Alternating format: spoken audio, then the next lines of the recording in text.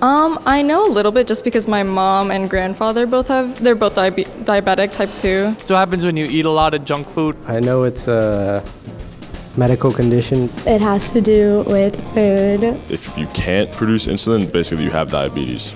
I know there's type 1 and type 2. I don't think there's a type 3. I think 3. I think there are 2 total, I think. I know there's at least 2. Sometimes you have to like inject yourself, I think. Is that a thing?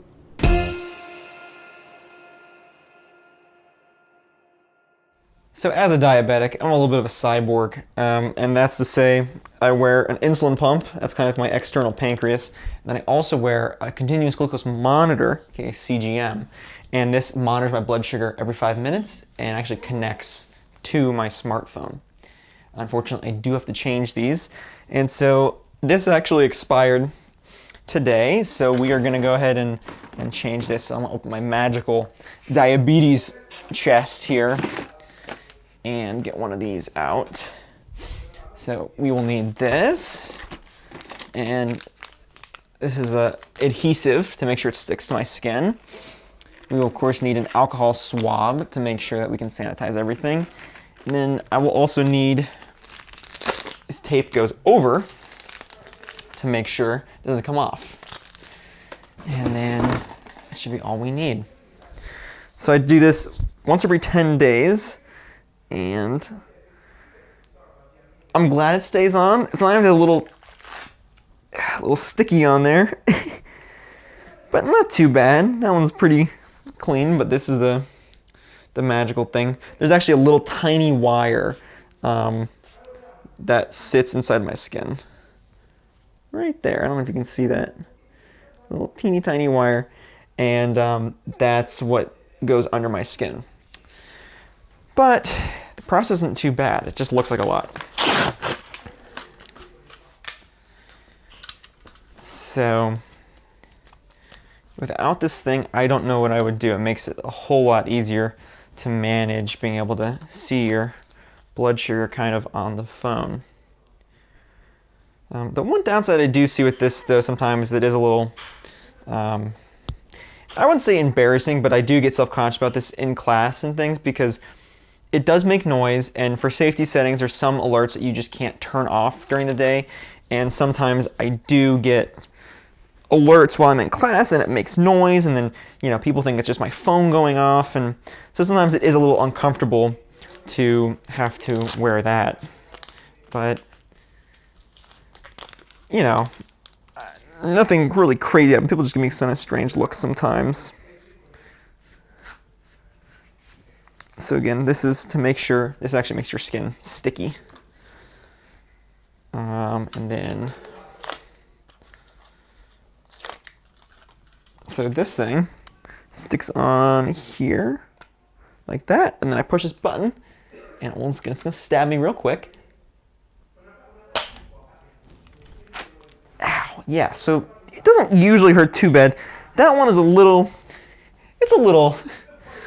painful. Not too bad though. And pop that bad boy in. Boop. And next this goes on here. Wow, look at that. A lot of misconceptions when it comes to diabetes. I think one of the biggest is people always kind of conflate type 1 and type 2 diabetes to be the same thing.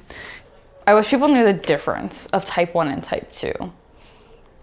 Because I feel like that's the biggest thing. Like, I feel like I just clarify to begin with. I'd be like, oh yeah, just so you know, I'm a type 1 diabetic. I actually did some research, and it turns out about 89% of the American population has type 2, and about less than 0.5% has type 1. Oh, wow.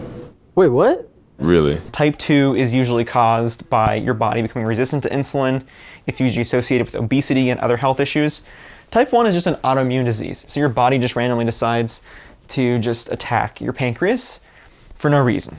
One of my mom's friends has it, and I always just think of him. It's my mom and grandfather, they like have to take like insulin or something. I know my dad has it, so I do have a little experience with it. People will always try to tell me when they hear I'm diabetic about their relative who's diabetic. Or their dog. I get that a lot. A lot. people will be like, my dog has diabetes. You have to give yourself shots too. I'm like, yes, but it's probably not the same thing, actually. I'm like, I'd get like frustrated because like I literally, and I got to the point like now that I'm old enough or older than when I was like young and like I didn't want to hurt anyone's feelings, like I'd be like, oh, like, yeah, that's so cool. We both have the same thing. Like now that I'm older, I'll be like, if someone says that their like grandfather has diabetes, I'm like, it's not the same thing. The most annoying thing that I encounter is when people try to kind of tell me what they think I should do about being diabetic or how I should, you know, behave or how I should handle my own condition. Carbs are awful for diabetics. I feel like it could happen to anyone with the wrong habits. I just always think of sugar for some reason. Like I have had people multiple times, you know, check in and ask like if I can eat something. You sure you can eat that? Yes, I am sure I can eat that. I have a fake pancreas. It's called an insulin pump. It gives me the insulin my body does not make. Oh, like, are you sure you can eat that? Like, as I'm eating it. Which is like so strange. Like, you wouldn't do that to anyone else. Like, why are you doing that to me? For the most part, like the misconceptions are just like pretty minor. Type 1, it's extremely hard to get medication. Kind of slows people down. What causes diabetes? I know it's just like, I want to say saturated fat or like a lot of sugars. That's just what I think of. It just kind of comes with stress, and it's kind of difficult to live with. Physical activity, like they couldn't go 100%, like they would get tired or worn out pretty easily. But I have a couple times when it became a bigger problem. One of the most frustrating experiences for me was in high school when the school nurses, they demanded that I went to see them every day. I'm in high school, so like I'm not a little kid. And they said that I had to go down to their office and I had to test my blood sugar and give my insulin. And I explained that A, I do it on my own, like I know how to manage it by myself. B, I send all these numbers to my doctor, so like they didn't need to keep track of these for me because all the data was recorded electronically, and like I had regular appointments. Like they were faxing numbers to my endocrinologist, which is the doctor I see for diabetes. And they insisted I went down there. And then also, so C, my insulin pump, the way it works is I don't need to give shots. I just give doses throughout the day when I eat and need to fix my numbers. So I didn't even it wasn't even like I needed to go down there to give insulin. Like I can give a shot myself, but I also didn't even need to do that. It's already on me. I just hit a button and it gives it to me. So eventually I stopped going because they kept pulling me out of class and I was missing class, and it was German and I really wanted to be in that class. And so I just stopped going. And then I got called to the principal's office, the vice principal's office, and I got yelled at. And I was told that, you know, Raymond, you need to know how to manage your condition, and you know, you have this condition, you need to do it, you got to do it to take care of it. And I was so like just frustrated and upset. And you know, if I was there now, I probably would have went off on this vice principal. But because I was in high school and you know I'd never been in trouble, and I was really upset, I just started crying in his office. And then he immediately felt really bad, and he tried to offer me a bowl of candy. And I said, I'm diabetic. Would have been a really fun class, but I did not like the professor. And my blood sugar was high, which made me get sick. And she was really big with cameras had to be on. So I'm like, okay, well, that sucks. So I'm like getting sick, literally like on my bed or like at my desk seat, just like holding my little college trash can, not feeling good at all. I looked awful. I looked like a ghost. And after class, she like put my attendance in as like not like there. Like she didn't give me points for it. And like had a comment like, your camera has to be on. So I messaged her and I was like, hi, sorry I didn't tell you before, but like my blood sugar was high. Like, yeah, like I was throwing up. I was getting sick during class, but like I was still listening and everything, whatever. And it turned into this huge thing. I had to go to my disability resource center, like advisor. Thankfully, she was head of the department. Shout out to Megan Hearns. She's great. And she was like, that's ridiculous. And like, it was this whole thing. So like, we had to like alter my accommodations to not just be like attendance consideration for like diabetes related stuff, but to specifically say like, I'm allowed to turn my camera off to tend to my like medical condition. And it was awful. And then the professor was awful to me after that, like just kept giving me issues. And I was like, okay, the next time I'm just gonna sit on your Zoom and throw up in front of the whole class. Like that's quite literally what she wanted me to do. I think it was some like a communications like speech class or something. And I was sitting and like this kid that I literally have known for like my whole life decides to make some sort of like rude comment and like starts making fun of me for having diabetes. And like, we're not friends like that. Like, my friends can like make fun of me for having diabetes. Like, I don't know you. Like, why are you doing that?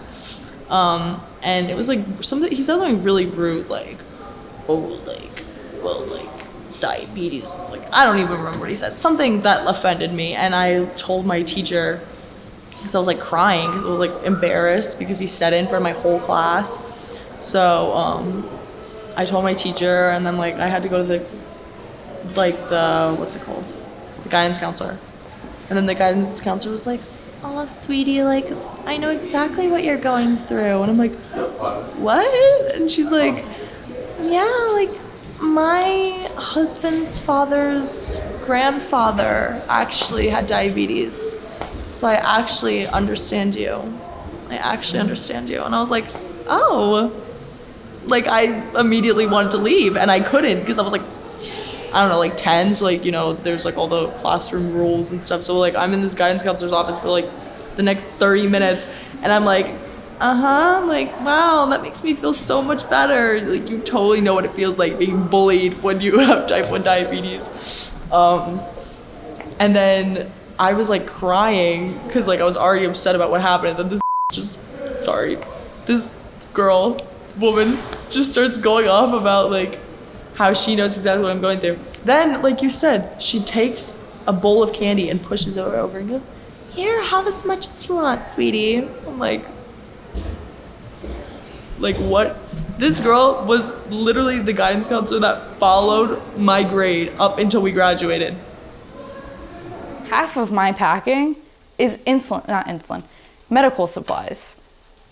Especially if you're going away, you have to have like the backup pens because you never know when your pump's gonna decide to just break on you. This is my diabetes drawer, and if I pull this out here, I mean, there's a ton of stuff in here. This, I think, is hilarious. This is all candy, and it's all packaged to be 15 carbs, which is how many carbs I need to eat if my blood sugar's low. So I have these so I can bring them around, then I can treat low blood sugars. There's all kinds of supplies in here. So these are all the extra insulin pumps that I wear, all the extra CGMs that I wear, and then just a bunch of random supplies. I have batteries, I have syringes, I have alcohol swabs, I have the skin tack, which makes skin sticky. This stuff makes your skin not sticky, get off the adhesive. There's a lot of stuff in here. I have juice boxes by my bed in case I go low during the middle of the night. I also have peanuts. This is me eating peanuts at 3 in the morning. Being low feels like I get shaky. Occasionally vision goes weird. When I'm about to shower, I have to wait until my blood sugar's not low, because if I go low in the middle of a shower, it's really annoying because I like feel like I'm like melting. I feel clammy. I feel sweaty. I call it the low hots because it's not just like ooh, it's really hot in here. You'll just do anything to like make it better. So usually what you're supposed to do is you're supposed to eat like 15 carbs of something, and then you wait about 15 minutes and it's just bring your sugar back up. But in the middle of the night when I wake up, sometimes you just feel really bad and you're just sitting there and time goes by so slowly. And so I found that what I would do sometimes is I just get like the urge to like just eat and drink like everything in the entire world. And if I only had juice boxes and candy by my bed, I would sometimes just be tempted just to be like, I don't think it's working. I need to eat something. So I would eat more than the amount I'm supposed to eat. And that would cause problems later because my blood sugar spikes. So what I do now is I have peanuts in my bed because they're virtually carb free. And so in the middle of the night, I try to keep my water bottle over my nightstand and I try to keep peanuts. So if I wake in the middle of the night and my blood sugar is low, I can treat, and while I'm waiting for my blood sugar to go back up, for me to feel better, I can eat these and it won't have negative effects on my blood sugar. I wish people would know that it takes a lot more of like a physical, emotional toll than than you would like assume. Just ask. I'd rather have to explain it to someone. I'm not going to be offended if someone comes up and asks me a genuine question. I know I'm diabetic. You're not going to like offend me by acknowledging my condition. Don't make assumptions. Don't make assumptions. And be nice to people. Like, that's just the one thing. This is so universal. Just be nice to people. Like, if you don't know something about a subject, don't be afraid to ask. Like, everyone would rather you just ask rather than make an ignorant assumption, and then you're just gonna look stupid. So, ask questions nicely. This is peanut dust. It's gonna be my bed tomorrow. At least I'm feeling a little bit better. Oh, there's peanut.